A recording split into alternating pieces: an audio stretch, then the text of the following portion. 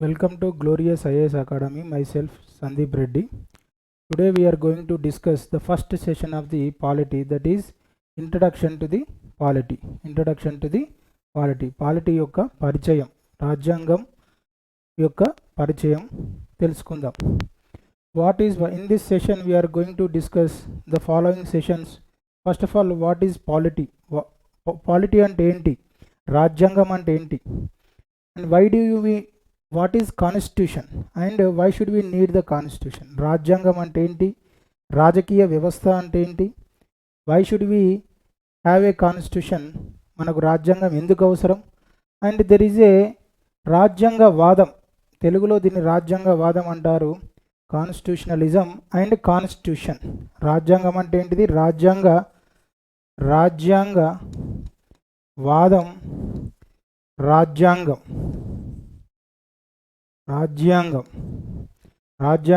రాజ్యాంగం వాదం మధ్య డిఫరెన్స్ ఏంటి, తేడా ఏంటి? And types of constitutions, what are different type of constitution that are mentioned in Indian constitution as well as the by the various scholars. And syllabus of the constitution, syllabus we are going to deal with the syllabus in detail for the APPSC, TSPSC as well as the UPSC syllabus. And next, trends of the polity. Trends of the polity means how many questions are going to come from the polity and constitution in civil service examination, TSPSC as well as the UPSC and APPSC. And source, where do we study, what are the sources for the polity? So going next,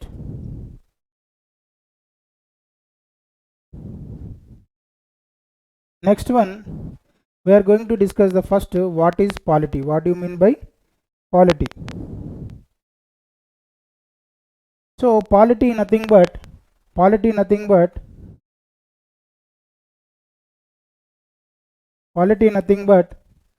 polity means political system or government. So what do you mean, literally what do you mean by polity? The word polity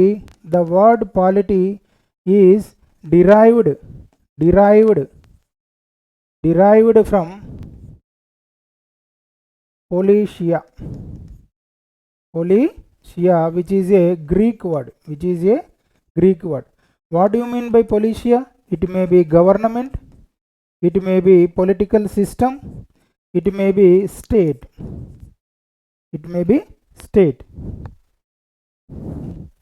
What do you mean by state?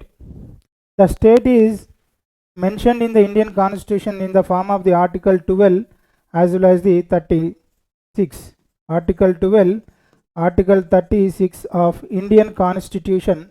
The definition of the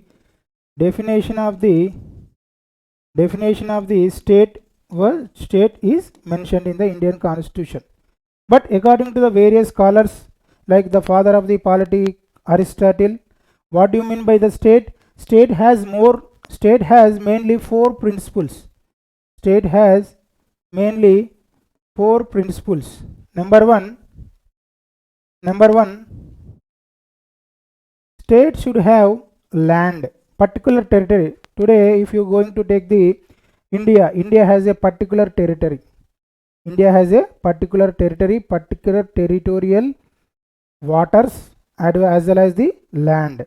So a state should have a land and the people should live in it.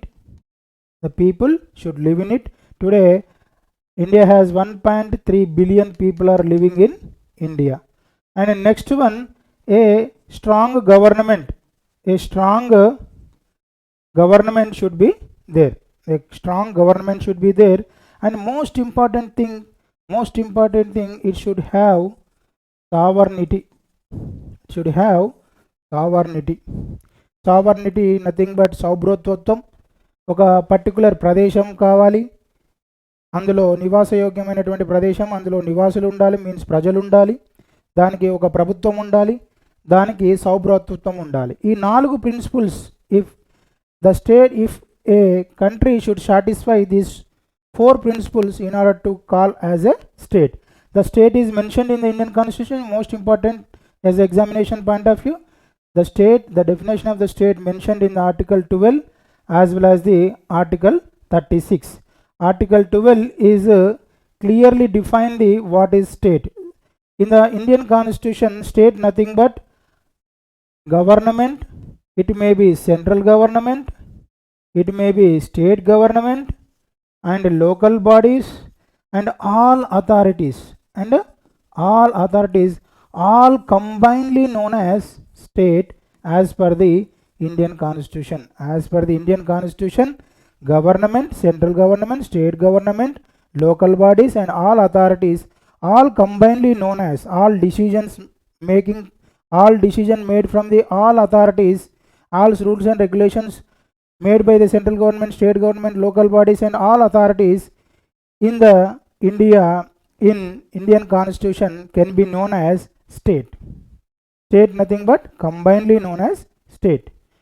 But according to the various scholars that are coming with that are in the various times, they have come up with the particular four principles: land, people, government, and sovereignty.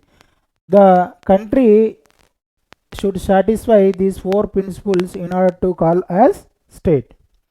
And next one, if you move forward, already we have discussed about the polity.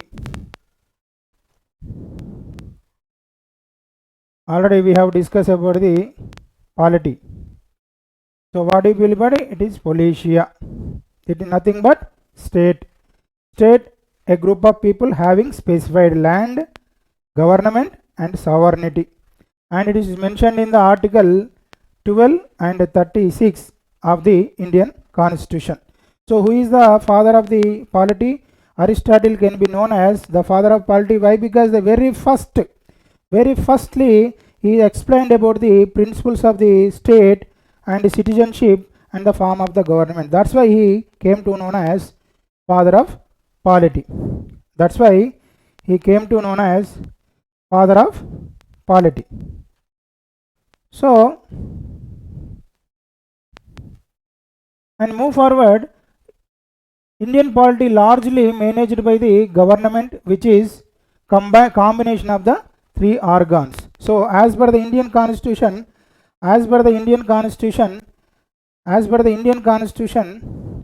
the polity, not only the executive,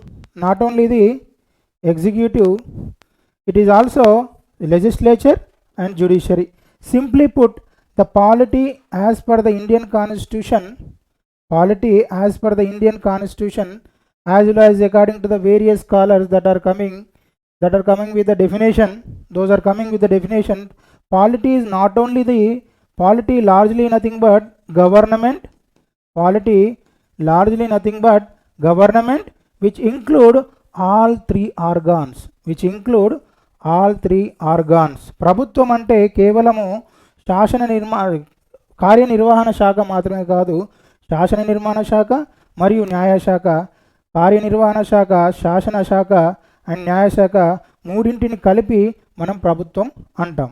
so ఈ మూడు దేని విధంగా నడుచుకుంటాయి, దేని ప్రకారం నడుచుకుంటాయి అంటే constitution ప్రకారం నడుచుకుంటాయి. So all these three organs, they are derived their powers, their authorities from the Indian Constitution.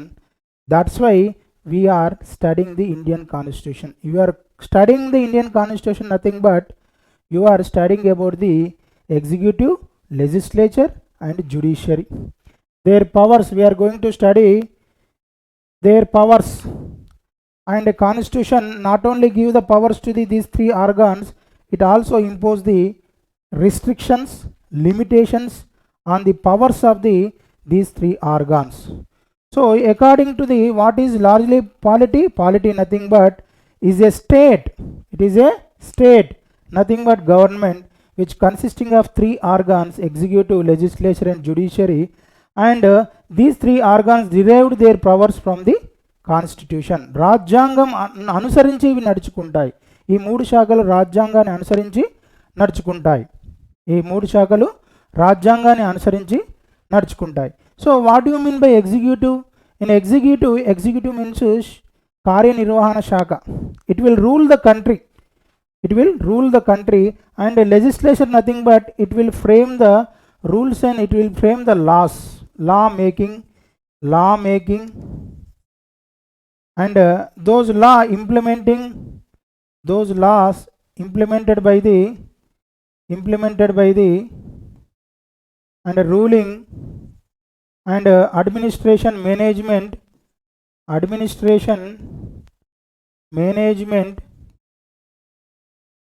done by the executive, and law making power will stay with the legislature. The main duty of the legislature discussing about the actions done by the executive as well as the law making power. The law making power attributed to the legislature. And judiciary nothing but it will pronounce the judgment.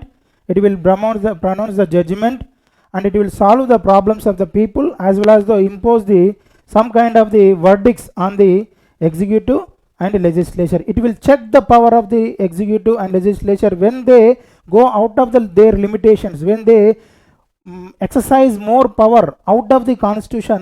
The judiciary will come into the exist and put forward some limitations on the executive as well as the legislature. If you move forward, what is polity? We have already discussed this. And the polity is combinedly known as three organs. The polity is the combination of the three organs. Executive, legislature as well as the judiciary. All three organs managed according to the indication. They derived their powers from the constitution. The constitution will give the powers to every organ and it will give the directions to the every organ.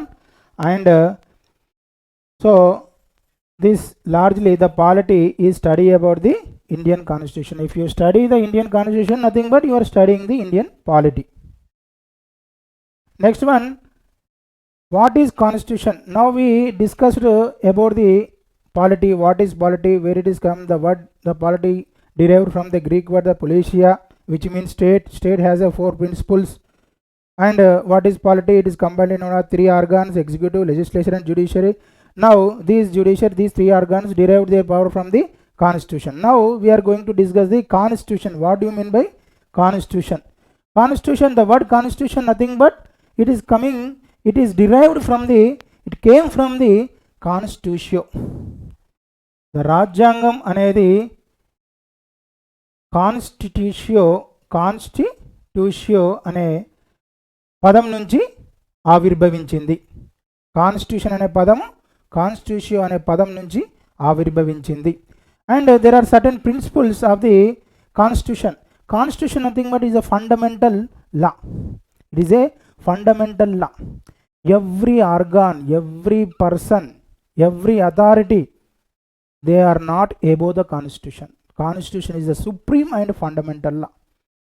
Every human being, those who are living in a particular state, they should follow the rules and regulations that are framed by the constitution. రాజ్యాంగం అంటే ప్రతి ఒక్క పౌరుడు దేశంలో రాజ్యాంగం యొక్క నియమ నిబంధనలను అనుసరించే జీవిస్తాడు. కార్యనిర్వహణ శాఖ కానీ, శాసన నిర్మాణ శాఖ కానీ, న్యాయ శాఖ కానీ, అన్ని శాఖలు తమ పవర్స్ని, తమ అధికారాలని, తమ పరిమితులని రాజ్యాంగాన్ని అనుసరించే నడుచుకుంటాయి. సో కాబట్టి రాజ్యాంగం is the supreme and fundamental law. It explains the powers. Of the organs. We already discussed legislature and judiciary and executive, they are derived their powers, and it explains the powers, what different type of judicial powers are there, executive powers are there, legislative powers are there, lot of bench of the powers for every organ. And it also explains the balance of power. Every organ, they have their own powers and limitations. A organ should not interfere in other two organs. First, for example, the executive should not interfere into the judicial powers as well as the legislative powers, as well as the legislature should not interfere into the judicial as well as the executive, and judiciary should not interfere into the other two organs. So everyone, they have their own powers and limitations. That is called balance of power. These balance are the principles of the balance power that are mentioned in the Indian Constitution. So there is a separation of powers among the three organs. So it also imposes the restrictions, and not only it gives the powers, it also imposes the restrictions. So that is called the balance of power. And balance of power we have already discussed, and it details the rights and duties. It not only gives the powers and limitations to the three organs, it also mentions the what are the duties of the citizens of the country, what are the fundamental rights of the citizens of the country.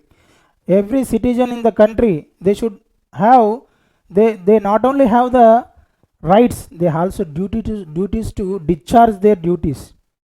విధులు మాత్రమే రాజ్యాంగం ప్రతి పౌరునికి ప్రాథమిక హక్కులతో పాటు ప్రాథమిక విధులు. నీకు ఒక హక్కు ఉన్నట్లయితే ఆ హక్కుతో పాటు ఒక విధి కూడా ఉంటుంది. అంటే నువ్వు మినిమం చేయాల్సిన పనులు రాజ్యాంగాన్ని minimum, if you for example you should respect the Indian flag, Indian anthem. These are the fundamental duties. You should protect the environment, you should clean the country, you should make the country should be clean. There is a minimum duties that should be discharged by the Indian citizens or any citizens of the country. And also you should have a minimum rights. Those are called as fundamental rights, fundamental duties and fundamental rights. So the constitution will give fundamental. In further sessions we are going to discuss the fundamental rights. It is a very big chapter in the very biggest chapter in the Indian polity, and a fundamental duties. And it details the preamble as well as the directive principle of state policy, as well as we will also discuss about the preamble and the directive principles of the state policy. And next one, why should అసలు మనకు రాజ్యాంగం ఎందుకు, రాజ్యాంగం అంటే ఏంటో నేర్చుకున్నాం. తర్వాత రాజ్యాంగం ఎందుకు, మనకు ఎందుకు అవసరం రాజ్యాంగం. If you go Indus Valley civilization, there was a political system headed by the Rajan. The Rajan also accompanied by the commander-in-chief and various officers to rule the Indus Valley civilization. After it is followed by the other civilizations, Harappas, Guptas, Mahajanapadas. In the medieval period, the Mughals were ruled in India, and there was a various political systems that are adopted by the various kings in the modern Mughal period. After the Battle of Buxar and Battle of Plassey, the British took over the Diwani powers in the Bengal. And they ruled over the main three provinces, Bengal, as well as the Madras, as well as the Calcutta. Bengal, Madras, as well as the Bombay. There are the three main presidencies that are ruled by the Britishers. And with the policy of annexation, the different tools were used by the Britishers, and they expanded their territory. Half of the territory of the India, they are occupied by the British East India Company by the 1958. So Britishers ఇండియాకు వచ్చి వేరే విధానాల మొదట వాళ్ళు ట్రేడర్స్గా వచ్చారు, వ్యాపారులుగా వచ్చారు. చిన్నగా local కింగ్స్తోని సంబంధాలు పెట్టుకున్నారు, రాజకీయ వ్యవహారాలలో ఇన్వాల్వ్ అయ్యారు. ఒక రాజుని ఇంకొక రాజు మీద ఉసిగొల్పారు. ఆ విధంగా రెవెన్యూ పవర్స్లో కానీ పొలిటికల్ రాజ్యాంగ వ్యవహారాలలో, ఆర్థిక వ్యవహారాల్లో తలదూర్చాలు. ఆ విధంగా బై 1958 వరకు 50% ఇండియాని వాళ్ళు ఆక్రమించుకున్నారు. బ్రిటిషర్స్ బై 1958 50% ఇండియాని ఆక్రమించుకున్నారు. మిగతా 50%ని ఇండైరెక్ట్గా కంట్రోల్ చేయడం మొదలుపెట్టారు. మిగతా 50% ప్రిన్స్లీ స్టేట్గా డివైడ్ అయింది India. So there are more than 500 princely states. One of the biggest principal state is Hyderabad. Hyderabad was a princely state. Today Telangana, it was a part of the princely state of Hyderabad, indirectly controlled by the Britishers. Directly 50%, indirectly 50% of the land India was ruled by the British East India Company. Subsequently British Crown, British Parliament, British government directly. So various political systems we have adopted in various periods, ancient, medieval, as well as the modern times. But there was no specific rules and regulations for the political system like constitution we framed in the with the help of the Constituent Assembly in 1946. So various political systems were adopted by the various వివిధ రాజకీయ వ్యవస్థలు మనం అవలంబించడం జరిగింది. కానీ there is no particular constitution for India till 1946. Till 1946 we don't have any particular constitution. మనకు ఎందుకు రాజ్యాంగం అవసరం అంటే వివిధ అధికారాలను వివిధ పరిమితులను సమర్థవంతంగా నిర్వహించడం కోసం మనకు రాజ్యాంగం అవసరం.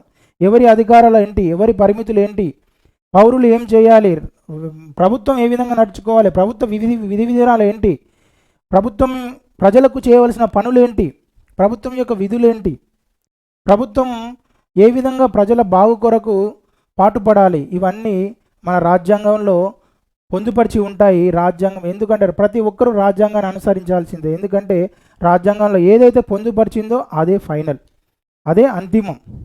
రాజ్యాంగాన్ని మించి ఎవరు లేరు. So that's why it defines the political system of the country. Why the first constitution, what is the fundamental principle of the constitution? It defines the political system of the country. And it also formation of the government, it imposes the limitations and it separates the powers, and it also imposes the restrictions we have already discussed, and it provides the good governance and welfare of the people, and it also defines the relationship between the citizen as well as the state, and it also gives the powers to the pressure groups and NGOs. Those are all their power, their right to movement they have derived from the fundamental rights. Fundamental rights, it is given by the constitution.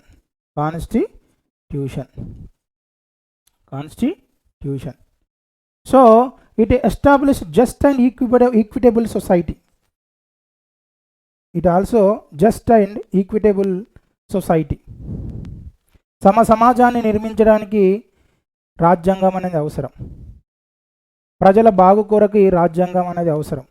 ప్రభుత్వం యొక్క విధి విధానాలని సమర్థవంతంగా నిర్వహించడానికి రాజ్యాంగం అవసరం. పౌరుల యొక్క హక్కులను తెలియజేయడానికి రాజ్యాంగం అవసరం. పౌరుల యొక్క విధులను తెలియజేయడానికి రాజ్యాంగం అవసరం. పౌరులు తమకు ప్రభుత్వం నుంచి ఏదైనా విధులు సేవలు అందనట్లయితే ఆ పౌరులు కానీ, ఎన్జిఓస్ కానీ, ప్రెజర్ గ్రూప్స్ కానీ, సంఘాలు కానీ, మేధావి సంఘాలు కానీ, ప్రజా సంఘాలు కానీ వారు ఉద్యమాలు చేసుకోవచ్చు. వాళ్ళు ప్రభుత్వాన్ని నిలదీయచ్చు అండ్ వాళ్ళు ప్రభుత్వం మీద ప్రెజర్ పెట్టచ్చు. ఆ హక్కులన్నీ దేనిలో పొందుపరచడం జరుగుతుంది? రాజ్యాంగంలో పొందుపరచడం జరుగుతుంది. సో ఈ విధంగా రాజ్యాంగం అనేది సుప్రీం. ఇది ఒక అధికారాలని ప్రభుత్వానికే కాదు ప్రజలకు కూడా ఇస్తుంది. So the most ultimate goal of the constitution is the welfare of the state, welfare of the people, service to the people. సమ సమాజాన్ని నిర్మించడానికి సమ సమాజాన్ని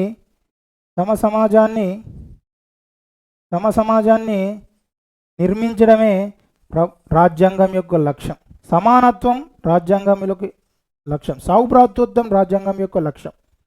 సో ఇవన్నీ రాజ్యాంగంలో ప్రియాంబుల్లో కానీ రాజ్యాంగంలో వివిధ చాప్టర్స్లో కానీ పొందుపరచడం జరుగుతుంది.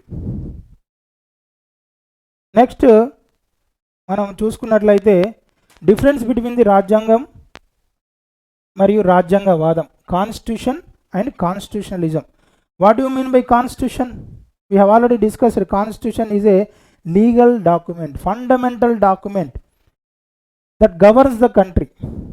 We have already discussed. Constitution is a legal document that governs the country, defines the structure and working of the constitution. Structure nothing but executive, legislature and judiciary. and working of the constitution. Gives and directions to the DPSP, Directive Principle of State Policy. It will give the directions how to rule the country. What are the duties of the government? For example, protection of the environment in the country, not only the duty of the citizens, it is also duty of the government. Government should implement different kind of programs to protect the environment. పర్యావరణాన్ని రక్షించడానికి ప్రభుత్వం వివిధ కార్యక్రమాలు చేయడం ఆవశ్యకం. ఎందుకంటే రాజ్యాంగంలో DPSP ప్రిన్సిపల్లో పొందుపరచడం జరిగింది.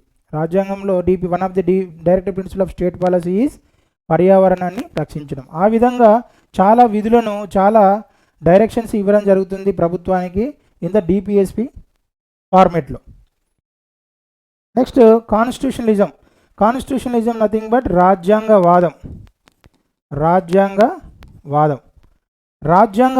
Nothing but it is an ideology. ఇది ఒక సిద్ధాంతం that explains the way of value, beliefs and ideals.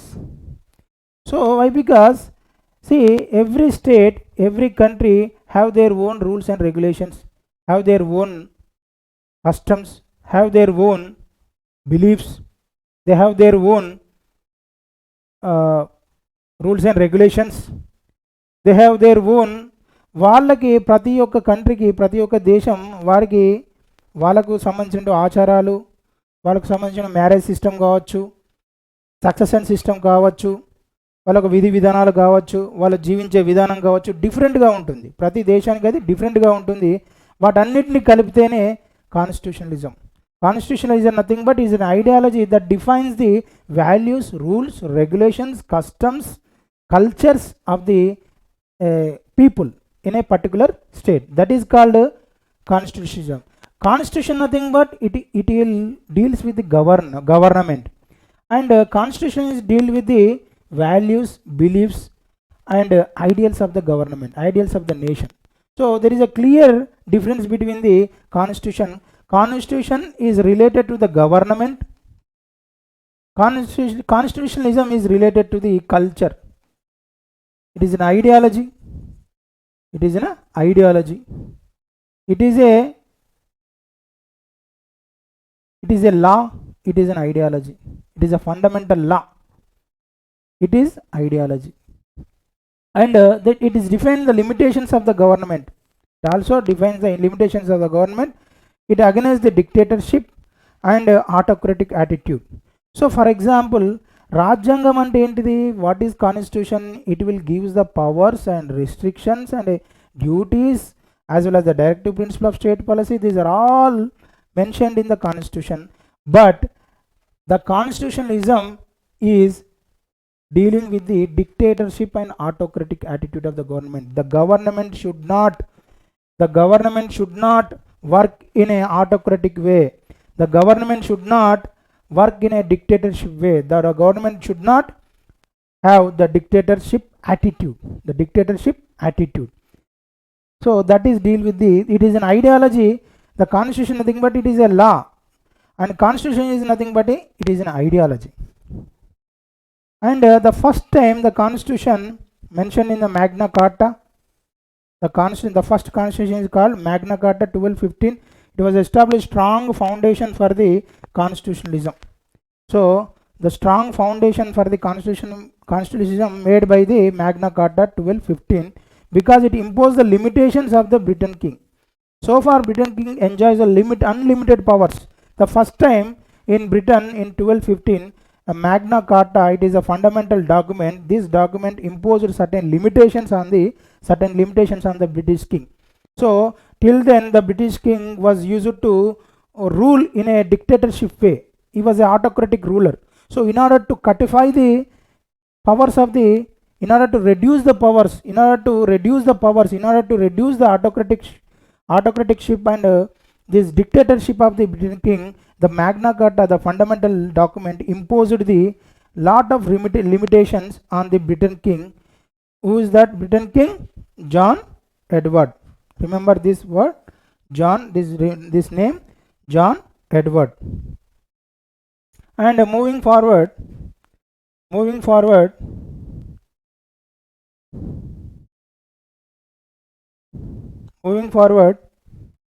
next we are going to discuss types of constitution. You know, written constitution, it is defined and enacted a particular period of time. A particular period of time, it is codified and enacted at a particular period of time. Why? Because if you know the 1773 Regulating Act, 1773 Regulating Act to 1858, 1858 is the Government of India Act, and from the 1858 to 1947 Government India Act. These all acts codified and made into the constitution. That is called written constitution. In written constitution, the rules and regulations clearly mention rules, powers, limitations, clearly mentioned.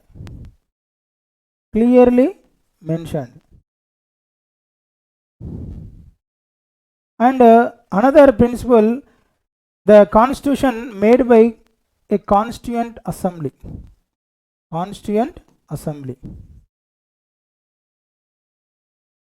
A particular body was constituted for framing the constitution, as well as a particular rules and regulations, powers, limitations mentioned in the constitution. It evolved over a period of time. Over a period of time, what are the rules and regulations followed by the government? They are all codified into the one fundamental document, that is called written constitution. And unwritten constitution, they have not codified. They simply follow the rules and regulations. There is no fundamental document. They may have the fundamental document, but there is no particular document. Lot of documents were there in different periods of times, and చాలా documents ఉంటాయి, చాలా సమయాలలో documents ఉంటాయి. 10 సంవత్సరాలకు 20 సంవత్సరాలకు ఒక document change అవుతూ ఉంటాయి. ఈ కింగ్ వస్తాడు, ఒక డాక్యుమెంట్ తీసుకుంటాడు, ఆ కింగ్ వస్తాడు, ఇంకో కింగ్ వస్తాడు, ఇంకో రాజు వస్తాడు, అతను ఒక రూల్స్ అండ్ రెగ్యులేషన్స్ ఫాలో అవుతాడు. There is no particular constitution. So there is no particular document, there is no particular codification, and different rulers were followed. They will follow the different rules and regulations. So the rules and regulations are limitations and power, they have not codified. Different documents were used to rule the country. So that's why it is called unwritten constitution. They are not codified and they have not evolved into the single document. That depends of the largely unwritten constitution. What are the habits of the people? Suppose in a particular country, a king was overthrown by another king, and the new king came to rule that particular country. ఒక కొత్త రాజు వస్తాడు, ఆ కంట్రీకి కొత్త రాజు వస్తాడు పరిపాలన చేయడానికి. ఆ రాజు ఏం చేస్తాడంటే, ఆ ప్రజల యొక్క విశ్వాసాలు ఏంటి, ప్రజలు ఏం కోరుకుంటున్నారు, వాళ్ళ యొక్క అలవాట్లు ఏంటి, ఏ ఆచారాలను పాటిస్తున్నారు, ఎటువంటి దుస్తులు వేసుకుంటున్నారు, ఆ దాన్ని బట్టి ఇంకో కొత్త డాక్యుమెంట్ తీసుకొని వచ్చి, అంటే కొత్త రకమైనటువంటి రూల్స్ అండ్ రెగ్యులేషన్ తీసుకొచ్చి అతను పరిపాలిస్తాడు. ఇంకో రాజు వస్తాడు, అతను కొత్త రకమైన రూల్స్ అండ్ రెగ్యులేషన్స్ పరిపాలిస్తాడు. ఈ విధంగా ఒక పర్టికులర్ డాక్యుమెంట్ అంటూ ఉండదు, ఒక పర్టికులర్ కాన్స్టిట్యూషన్ అంటూ ఉండదు వాళ్ళకి పరిపాలించడానికి, ఫాలో కావడానికి. So that's why it is called unwritten constitution. Unwritten constitution mainly depends upon the belief systems, customs, their marriage systems, their succession systems of the people. So it is called unwritten constitution. Emerged over a long period of time, and in this the parliament is supreme. Why? Because there is no constitution to impose the powers and limitations on the parliament have unlimited powers. But whereas in the written constitution, parliament has the limited powers. It will check by the judiciary. If parliament will go out of their powers in the law making process, immediately judiciary will come into their shoes of the parliament. The judiciary will step into the shoes of the parliament and says that you should not have this power according to the constitution. So there is a checks and balances in the Indian constitution. There is a checks and balances in the written constitution. Sorry, in written constitution there is a checks and balance among the three organs. But in various unwritten constitution, parliament is supreme. In written constitution is the supreme. In written constitution is the supreme. లిఖిత రాజ్యాంగంలో రాజ్యాంగం అనేది అత్యుత్తమం. అలిఖిత రాజ్యాంగంలో శాసన నిర్మాణ శాఖ, that means parliament is the supreme. Parliament can make any law to rule the country.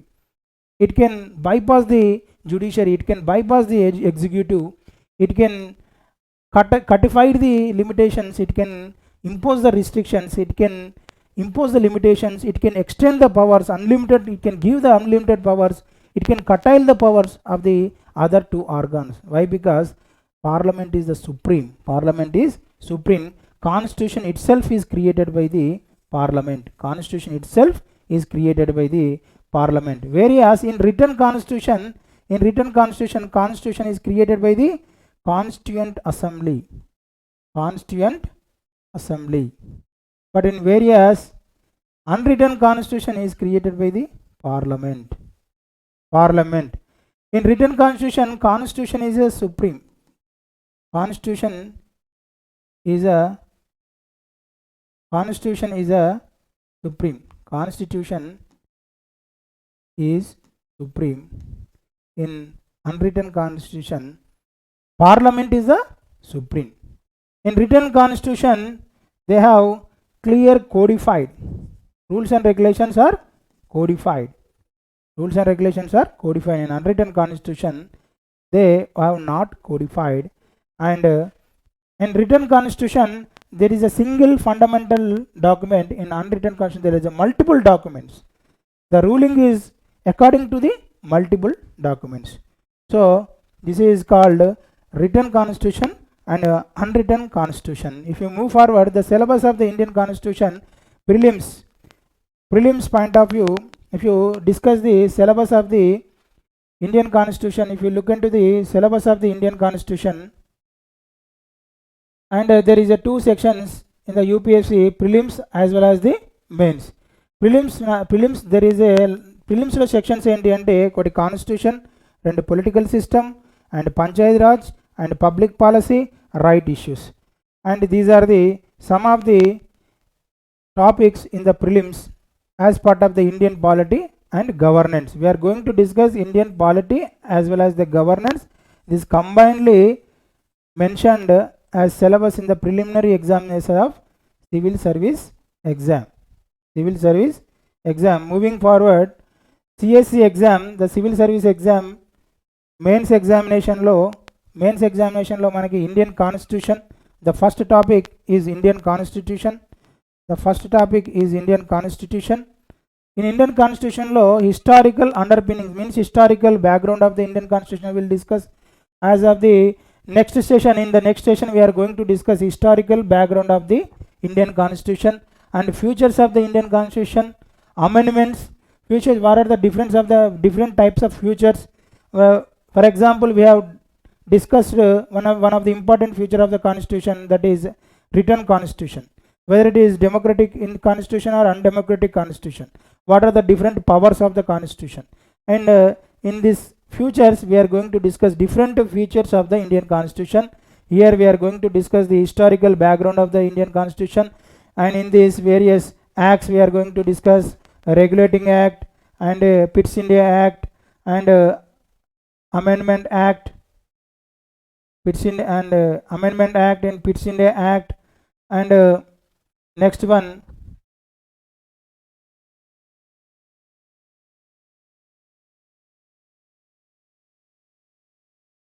in historical background we are going to discuss 1773 Regulating Act and 1781 Amendment Act and 1784 Pitt's India Act, and next one 1793 Charter Act and 1813 Charter Act, 1833 Charter Act, 1853 Charter Act, 1858 that is Government of India Act, and 1892, 1909 Minto-Marler reforms, 1909 Government of India Act, 1935 Government of India Act, 1957. These all acts we are going to discuss in the historical underpinnings.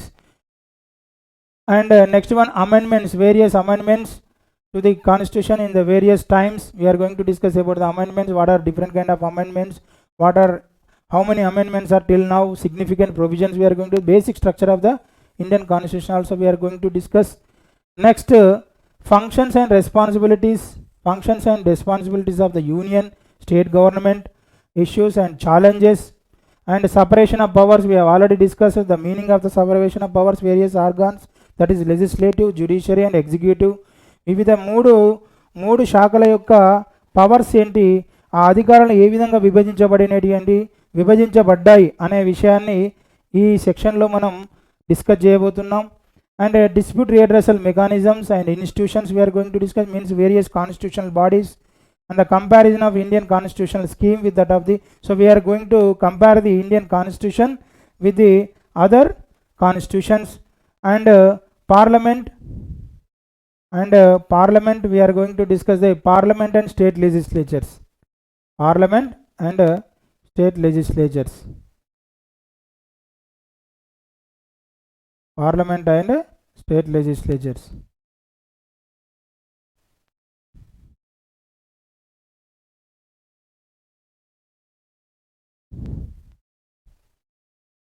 Next one, parliament and state legislatures. Parliament and state legislature. So this is called legislative. This is called legislative organs of the state government as well as the central government. And the parliament and state legislature, structure and functioning, conduct of business, powers and privileges, issues arising out of it. These four sections we are going to discuss in the parliament. Just a minute.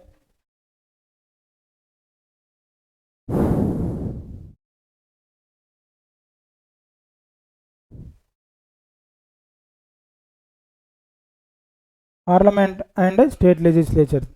And structure and functioning and conduct of business. So next one, executive and judiciary, pressure groups and constitutional bodies.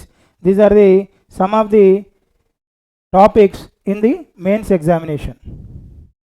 Next one, the statutory, regulatory and quasi judicial bodies like COG we are going to discuss, like COG, Election Commission of India, State Election Commission and Central Election Commission of India. These are going to discuss in regulatory and statutory and quasi judicial bodies. So what do you mean by the constitutional bodies and statutory bodies?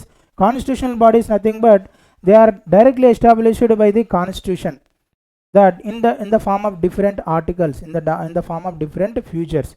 Statutory means these are the bodies, they are established by the law made by the parliament. They are established by the law. They are established by the law made by the parliament. Regulatory and quasi judicial bodies, that means they are semi judicial bodies. So government policies and interventions for the development in various sectors and issues arising out of it. What are the issues, what are the problems what are the problems arising out of the government policies?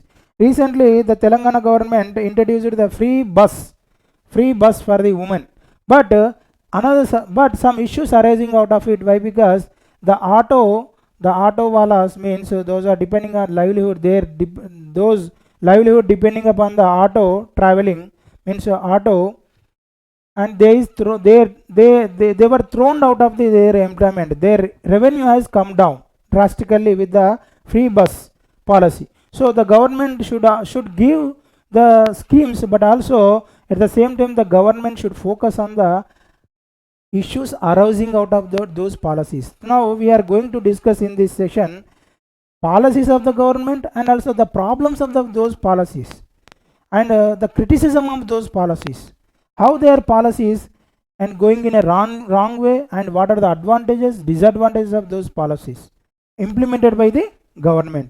And welfare schemes, same, what are the welfare schemes, what are the different type of the welfare schemes that are implemented by the various state governments and central government, like Beti Bachao, Beti Padhao, one of the welfare scheme implemented by the central government for the welfare of the girl childs, to increase the sex ratio in the country, to protect the girl child, to reduce the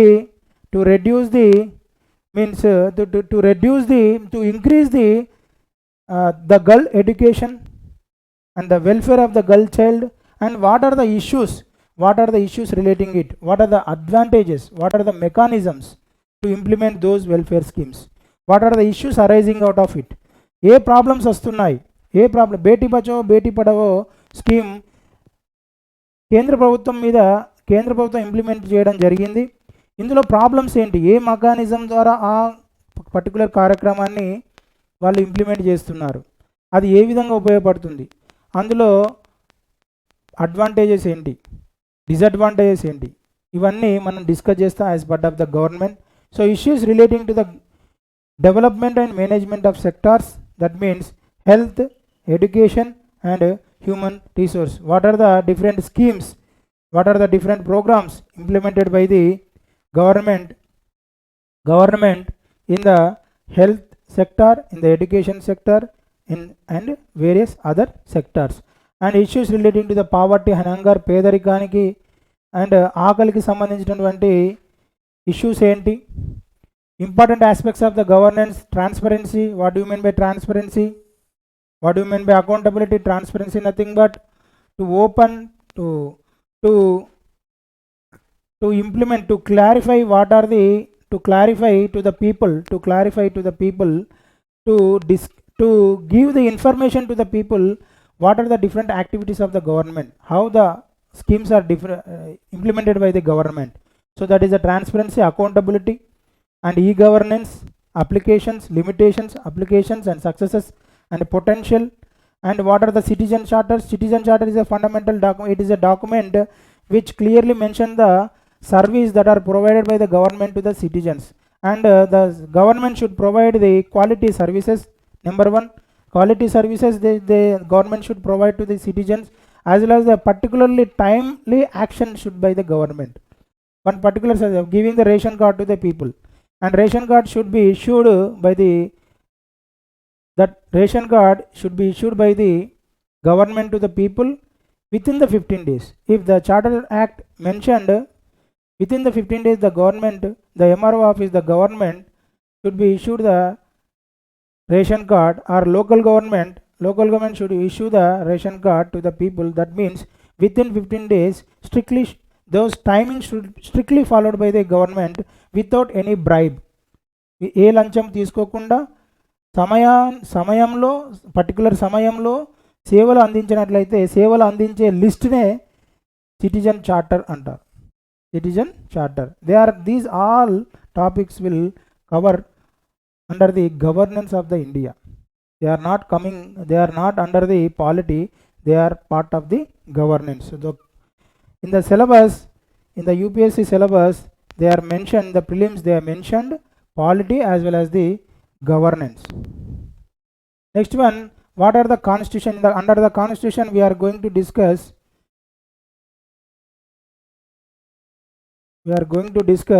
constitution topics. In part 1 we are going to historical background. We already discussed making and preamble, basic structure, comparative study, union and territory, citizenship, fundamental rights, direct principle of state policy. Next one, under the part 2, central government is the emergency provisions, amendment to the constitution. Central government,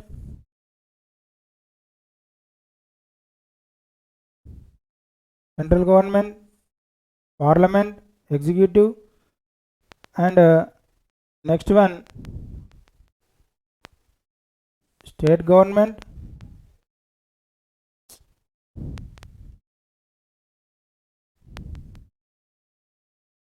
state government and local government. Simple. Some of the first one, some of the basic